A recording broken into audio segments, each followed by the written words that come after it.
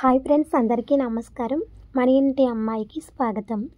మొన్నటి పోలీపాడ్యమి వీడియోలో అల్లం వెల్లుల్లి ఉల్లిపాయ వేయకుండా పనసకాయ బిర్యానీ చేశాను. ఎలా చేశానో చూపిస్తానన్నాను కదండి. ఈ వీడియోలో నేను పనసకాయ దమ్ బిర్యానీ ఎలా చేశానో చూపిస్తాను. టేస్ట్ అయితే చాలా బాగా వచ్చింది. 1/2 kg పనసకాయ ముక్కలు తీసుకున్నాను. పనసకాయ ముక్కలు ఉడికించుకోవడం కోసం స్టవ్ పైన బనాలి పెట్టుకొని వాటర్ పెట్టుకొని బాగా మరిగించుకోవాలి. వాటర్ ఇలా బాగా మరిగిన తర్వాత 1 టీ స్పూన్ ఉప్పు వేసుకోవాలి. పనసకాయ ముక్కలకి పసుపు ఉంది కాబట్టి పసుపు వేసుకోవట్లేదండి, లేకుంటే 1 టీ స్పూన్ పసుపు వేసుకోండి. పనసకాయ ముక్కలు వేసుకొని స్టవ్ని మీడియంలో పెట్టుకొని కరెక్ట్గా నేను 8 నిమిషాలు అయితే ఉడికించుకున్నాను.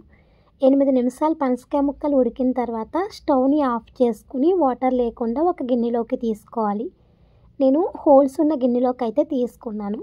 తర్వాత పనసకాయ ముక్కలు కలుపుకోవడం కోసం, అంటే మసాలాలు కలుపుకోవడం కోసం ఇలా ఒక గిన్నెలోకి అయితే తీసుకున్నాను.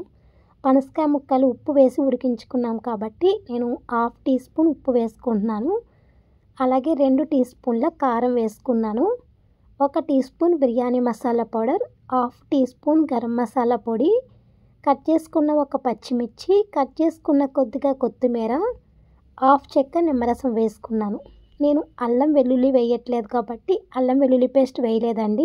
మీరు వేసుకునేటట్టయితే 2 టీ స్పూన్ల అల్లం వెల్లుల్లి పేస్ట్ అయితే వేసుకోండి. అలాగే చిన్న కప్పు పెరుగు వేసుకోండి. నేను మసాలాలు కూడా చాలా తగ్గించి వేసుకున్నానండి, అయినా కానీ బిర్యానీ అయితే చాలా బాగా వచ్చింది. అలాగే ఆయిల్ వచ్చేసి 2 స్పూన్లు వేసుకున్నాను.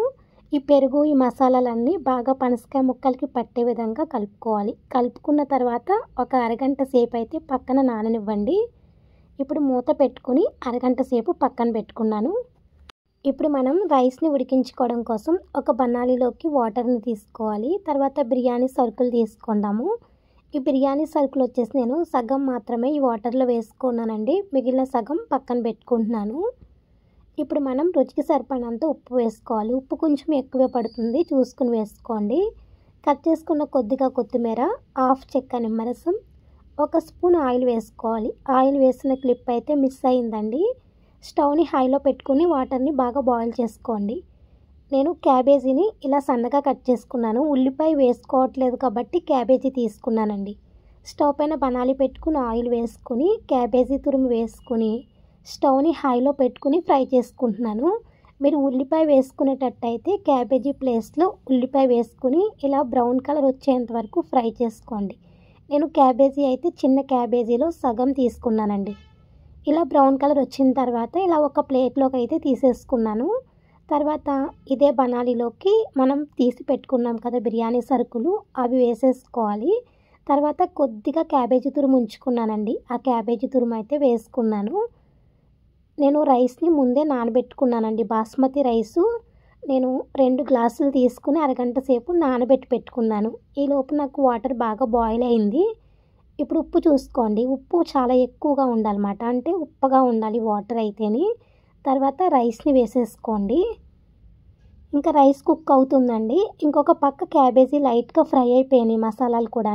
ఇంకా నానబెట్టి ఉంచుకున్న పనసకాయ ముక్కలు అయితే వేసేసుకోవాలి. ఇప్పుడు మనం ముందే ఫ్రై చేసుకున్నాం కదా బ్రౌన్ కలర్ వచ్చేంత వరకు క్యాబేజీని, ఆ క్యాబేజీని సగం మాత్రమే వేసుకోండి, సగం అయితే పక్కన పెట్టుకోండి. ఇప్పుడు ఇవి బాగా కలిసేలాగా కలుపుకోవాలి. ఈలోపు మనకి రైస్ అయితే కుక్ అయిపోయిందండి. నేను స్టవ్ మీద ఉన్నప్పుడు వీడియో తీయటం అయితే మర్చిపోయాను అనమాట.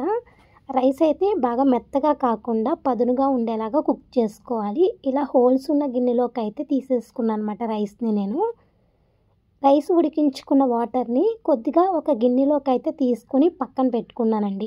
ఆ వాటర్ని కొద్దిగా ఈ పనసకాయ ముక్కల్లోకి వేసుకుని కుక్ చేసుకుంటున్నాను. ఈ పనసకాయ ముక్కల కూరని కొద్దిగా పక్కన పెట్టుకోండి, అంటే నేను 2 లేయర్స్లా వేసుకోవడం కోసం కొద్దిగా తీసుకున్నాను. తర్వాత రైస్ని వేసుకోండి. రైస్ని అయితే సగం మాత్రమే వేసుకున్నాను.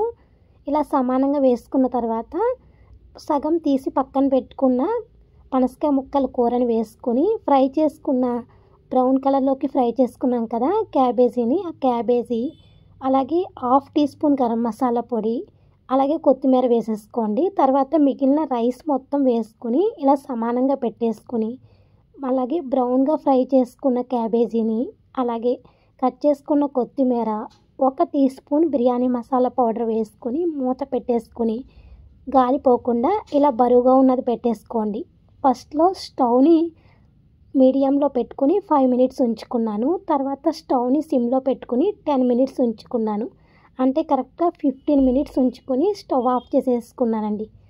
5 మినిట్స్ అలానే వదిలేసి 5 మినిట్స్ తర్వాత మూత తీసి చూసుకున్నట్లయితే వేడి వేడి పనసకాయ దమ్ బిర్యానీ అయితే రెడీ అయిపోయిందండి. చూస్తుంటేనే నోరూరిపోతుంది కదా. టేస్ట్ అయితే నిజంగా చాలా బాగా వచ్చిందండి. నేను చెప్పిన విధంగా మీరు కూడా ఈ పనసకాయ దమ్ బిర్యానీ అయితే ట్రై చేయండి. ట్రై చేసిన తర్వాత ఎలా వచ్చింది అనేది అయితే కామెంట్లో తెలియచేయండి. వీడియో నచ్చినట్లయితే లైక్ చేసి మీ ఫ్రెండ్స్ అండ్ రిలేటివ్స్కి షేర్ చేయండి. కొత్తగా ఎవరైనా మన ఛానల్ని ఫస్ట్ టైం చూసినట్లయితే సబ్స్క్రైబ్ చేసుకుని పక్కనే ఉన్న బెల్ ఐకాన్ని క్లిక్ చేయండి. Bye friends.